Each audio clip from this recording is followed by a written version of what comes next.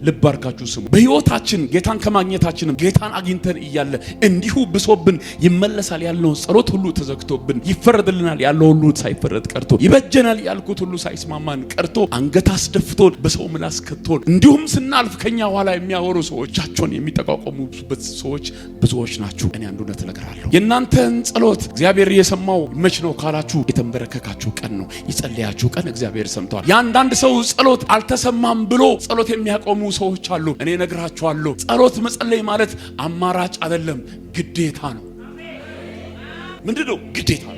አማራጭ አይደለም፣ ግዴታ ነው። አንዳንድ ሰዎች አማራጭ አድርጎ ይቆጥራሉ ጸሎትን። አማራጭ አይደለም፣ ጸሎት ማለት ግዴታ ነው። ይኸው ልንገራችሁ፣ ጌታ ወደ ጌታ ከመምጣት በፊት የምትጠይቀው ሁሉ ይሰጣል። አምጣ ካልከው ትወስዳለህ፣ ጨፍረህ ታገኛለህ። አፋጭተህ የምታገኝበት አጋጣሚ ወደ ጌታ ስትመጣ ነገሮች ጨልሞ መንገድ ተዘግቶ አንዳንድ ጊዜ ወደ ጌታ ቤትም አልመጣም፣ ይህንን ጌታም አልጸልይም፣ ይሄ እግዚአብሔር እንዴት ዝም ይለኛል፣ ይሄ እግዚአብሔር እንዴት አያወራኝም ብለህ ማቆም የሚችለው ነገር አለም። ጸሎት ማለት ምን እንደሆነ ልንገርህ፣ አማራጭ አይደለም። ጸሎት ማለት ግዴታ ነው። እኔ አንድ እውነት እነግራችኋለሁ፣ ሩቅ ያለውን ነገር የሚያይ ሰው ተራራ ላይ የተቀመጠ ሳይሆን በእግዚአብሔር ፊት የተንበረከከ ነው። ሩቅ ለማየት መነጽር አያስፈልግም። ሩቅ ለማየት ራስ ዳሽን አያስፈልግም። ሩቅ ለማየት ዳሞታ ላይ መቆም አይደለም።